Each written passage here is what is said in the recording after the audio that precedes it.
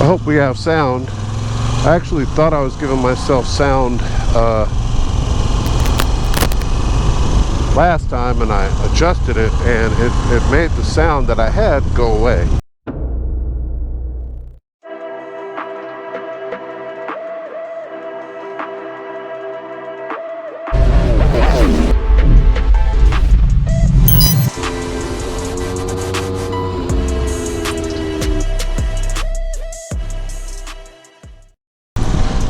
YouTube, Ant-Man Moto here. I am out on a Saturday cruise going across a very well-known road. This is a road called Wolfpen Gap, better known as the Georgia 180, and it connects Highway 60 with Highway 129. And as you can see, the ground's a little bit damp. We've got damp patches, and that makes for some not fastest riding. Now out here where the sun is, it's nice and dry, but once you get to the shadows, there's the damp spots. So I wasn't really wanting to go fast today anyway. I just came out on my own. I had to drop a buddy's GoPro off up by Lake Lanier, and I decided to just go for a casual spin on the Strada, which is what this bike is for. This is what this bike is for. I was talking to Caleb at the Dragon a few weeks ago, and he was asking me about this bike, and he was like, is it really a good bike? I mean, you can't really, you know, I could tell he was asking away, like, you can't really ride this bike fast like those maniacs ride. And I did not buy this bike to ride it like that, like the Dragon freaking highly talented psychos at the Dragon right now. That's what my 210's for. But I can keep up with a spirited group on this bike good enough. But it's comfortable, and it's great for a ride like this. You see, I'm just in a very casual cruising pace, just enjoying the turns and enjoying the rumble of this 90-degree V-twin, air cooled, and it just serves its purpose perfectly. So I'm very happy I have this bike. You know, otherwise, had I just had the 210 still, I would just be putting a gazillion miles on it. It just went over 30K. It's going to take me forever to get to the next service interval, which would be 42,000 miles on that bike. That's when the next valve check would be due. But I truck it everywhere. I truck it to the Dragon. Hell, if I'm riding up here, I truck it to up here. Either to Vinny's down at the bottom of 129, or to 129 Motorsports at the top of 129. And I offload it and I ride from there. So that's going to keep the miles really in check on that bike, I think.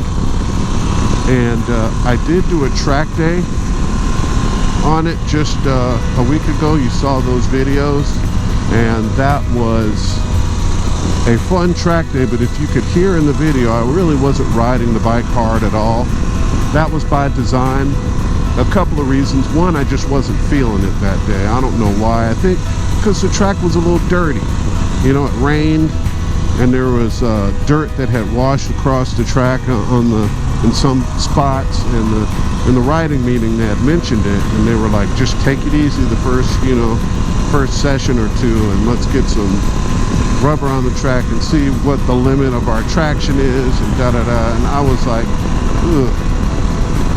So every time I went through there, I was really taking it easy. And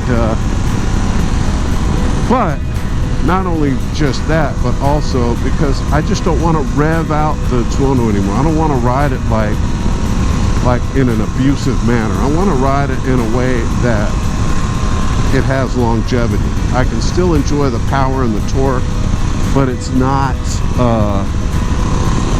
screaming off the limiter, and you know, I'm not just revving the piss out of it, because it'll rev to 12,500 RPM until it redlines, but I rarely get it over 10,000 RPM. By the time you're at 10,000, you're going as fast as you need to go in pretty much any scenario.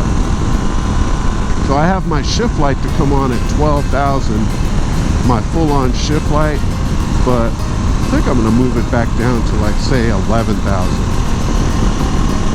But I never get the full shift light to light up, so on the 210. So anyway, and then this one has a shift light, and I think I set it for 9,000 RPMs maybe. Oh, it's my people. And this bike is also about like low-end torque, nice grunty torque, and yeah. So anyway, this bike is serving its purpose very well, and I absolutely enjoy it. Oh no, there's still a red light here. They have these at up at the Dragon when you're driving between is it Franklin and Fontana Village. You will hit several of these, so just be ready. Anyway, but I just wanted to come on and say I just appreciate the viewership. I just went over 2,000 subscribers. I think I'm at 2,100, and I mean, I've been at this for a few years, and I know it should be like 100,000 subscribers, but I honestly don't put a lot of effort into the channel, and it shows. You know, I mean, the growth is very anemic, but I appreciate the audience I do have, because believe it or not, most of my audience, I get to meet them in person, because everybody who watches my channel I pretty much ride with, or I ride places where they ride. So I get spotted a lot by people at the Dragon, or even people up here, people in my little world of riding.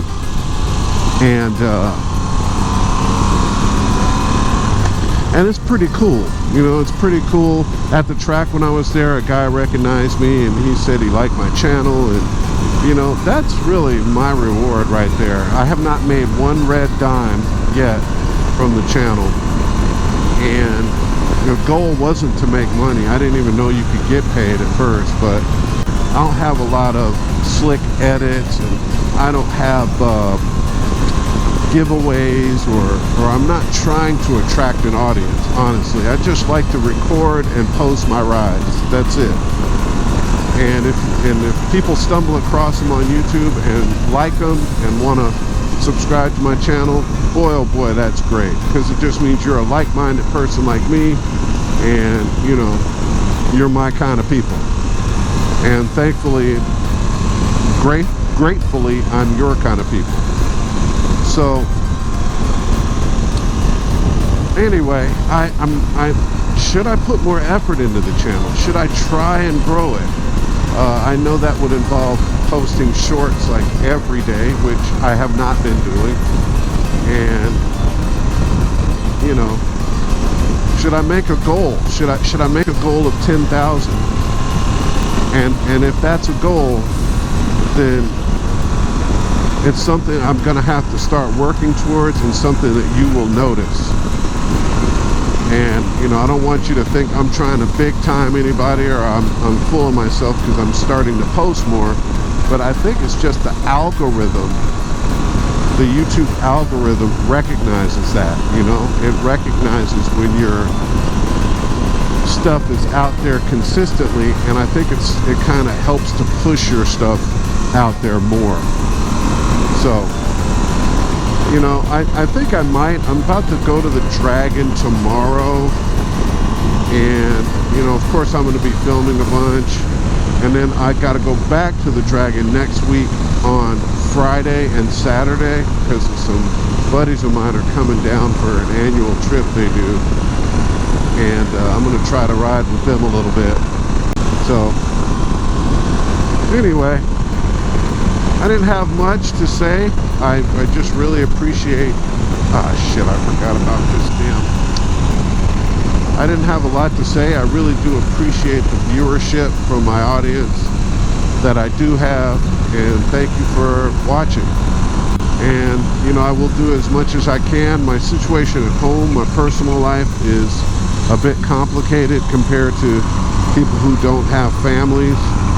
You know, I have a child at home that requires constant care, and that's a pretty big deal if you've never had that before. And it kind of changes your whole mindset, and it changes your priorities a bit, you know. I mean, I would love to have gone up to the Dragon today and got a room and stayed, you know, and rode Saturday and Sunday. And I mean, I could afford to do it, and I know my buddies are up there riding right now, but it's just, with Jordan at home, it's just, you know, I feel like I need to be around and available, you know, because bless my wife, man, she is the one who deals with that for the most part.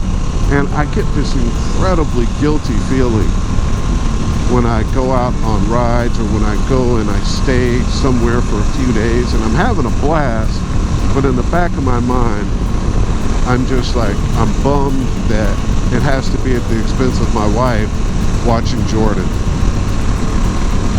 And you know, so that is a pretty major issue that is always at play with me. So I get the rides in as much as I can. I honestly only ride about once or twice a week. I don't ride daily like a lot of my buddies that ride up in North Carolina. I mean, they go there, they go to the Dragon every day, or you know, 3 or 4 days a week.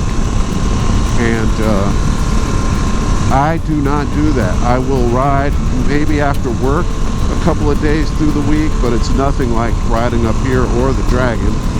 And you know, if the weather cooperates, I'm usually riding for sure on Sunday.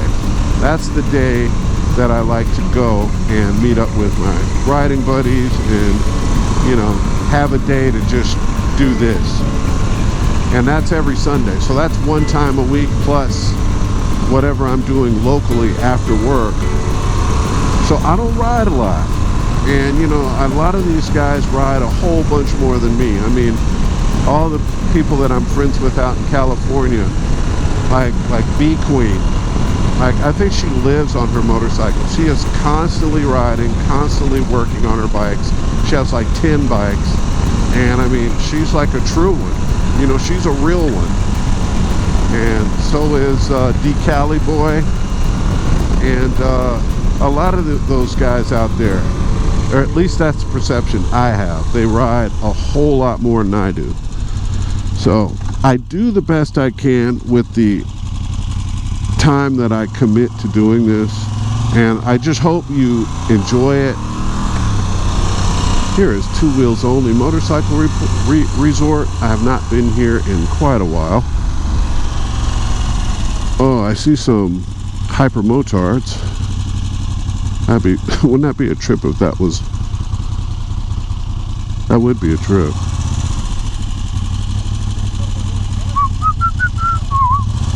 Let's stop here.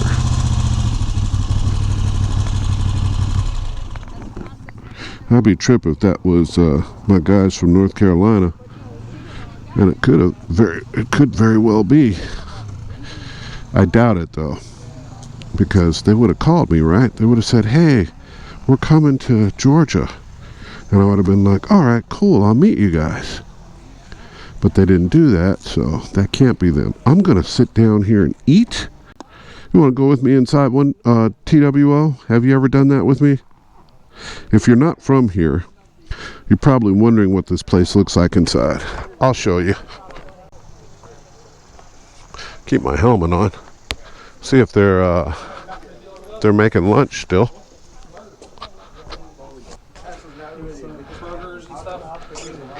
Are we eating? Are we eating? Hello. Are we still making food? We are. We're still doing lunch. Oh, okay, cool. Do you do BLTs for lunch? We do. Could I get a BLT on wheat? And some pickles on the side, maybe? And a drink. You're all Thank you. Serve to your drink and no water, 9 cents. I will do it.